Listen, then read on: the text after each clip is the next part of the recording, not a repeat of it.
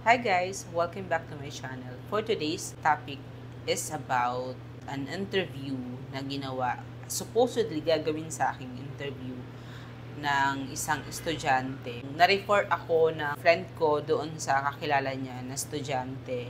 Naghahanap daw sila ng may interview na successful entrepreneurs. Ito ko yung naisip niya. Hindi ko alam kung anong basehan ng pagiging successful, but I don't think i-recommend niya ako kung hindi niya ako naisip. Pero for me, very subjective yung salitang successful. But I guess, yes, malayo na yung narating natin, pero malayo pa. Ang layo na, pero malayo pa. Alam niyo yung ganung kasabihan. Hindi kami natuloy dahil Sunday lang ako na-inform. Last Friday na parang ganun nga. Pero kailangan na nila ng Monday and then available lang sila Saturday. Last Saturday, full sked ako yung meetings. So, hindi kami nagtugma. I asked them sana na during lunch break, 12 to 12:30 kasi 30 minutes naman. Pero parang hindi rin naman nakasagot. So, hindi na rin naman nag-reply. Pero, ginawan ko ng yung question niya, 4 na question. Gusto ko lang itong i-share. But I'm gonna read na lang din. Here are the questions. Number 1 is, what is your business and what is it all about? We are a consulting company.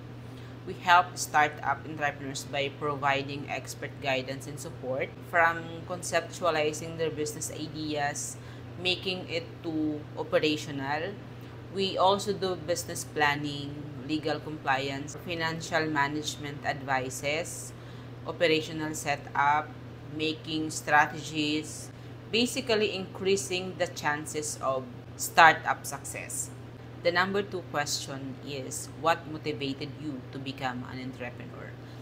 So, my answer is, okay lang na binabasa ko ha.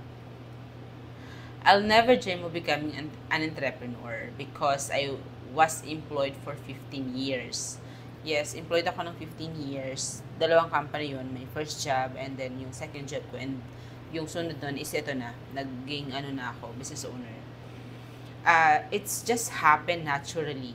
One of the factors is, I guess, the people I was surrounded with during my employment days. So, yun, hindi ko talaga pinili or hindi ako nangarap na maging negosyante kasi wala kaming background sa business. Question number 3 is, what do you think are the characteristics and competencies that made you a successful entrepreneur? Dito, I think being a risk taker and resilient, courage din. Kasi ako, I don't think masasabi ko na meron akong special skills, but I know na talagang risk taker ako. Sobrang lakas ng loob ko to do something pag naniniwala ako doon. Or lalo pag may naniniwala, kahit isa lang, talagang ginagawa ko. Yun yung, I think, sekreto. Kasi when you want to become a business owner, pag may pera ka, di ba, parang ang tingin natin, pag may pera ka, mabilis lang. But it's not. Like, hindi talaga siya madali. It will take a lot of courage. Kasi madadapa ka. But the secret is, bumangon ka lang talaga ulit. Yun yung sekreto eh. Kasi there's no perfect formula or wala talagang formula kung paano mag-run ng isang business. Kahit siguro yung malalaking negosyante, walang ganun eh. Kasi magkakaiba din kumbaga yung nararanasan ng bawat entrepreneur. Pero meron kang matututunan na something doon sa pagtatayo mo ng business. I don't know the step-by-step procedure, pero I always make time to figure it out. Even doon sa mga services namin before when we are starting this company, pag may nag-i-inquire sa amin, kaya nyo ba to?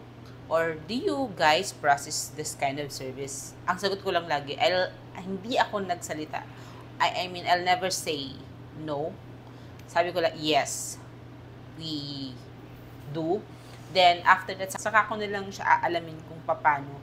Pero never akong nagsalita ng no sa client. We have mission and vision and core values ng company. If yung values ng company hindi na align doon sa gusto or sa values ng client, kami mismo yung nag-terminate or nag-ask na hindi na namin kaya. It's not because of hindi namin kaya yung trabaho, pero mahirap makipag-collaborate or maging katrabaho or magkatrabaho pag hindi kayo nagkakasundo or hindi align yung values nyo. Is sa part namin dito sa IEN is number 1 priority namin yung well-being ng mga tao. Pag yun na yung apektado, pag sobrang stress na sila, I have these parameters na hanggang dito, pwede lang tayong hanggang dito ma-stress or ito lang yung pwedeng gawin sa inyo ng kliyente. Number 4 is, yung number 4 question, what do you think of being employed? Why did you choose the path? So, ito yung answer ko. Again, basahin ko lang ulit. Just like I've said, I started an employee. And there's nothing wrong with being employed, especially when you are a fresh graduate. You don't know yet what career path are you taking. If you want to be employed, then be employed. And if you want to be an entrepreneur, be an entrepreneur. I can't tell which is which. I can't tell which is better. Kasi it will depend on your goal or as an individual. But whatever you choose to do, always give your commitment and 100% commitment, and I'm sure it will be successful. So, yan yung for a question na supposedly sasagutin ko for an interview pero hindi kami natuloy nga kasi hindi nagtugma yung oras namin. But I'm sharing it with you just in case you want also to be an entrepreneur or a business owner.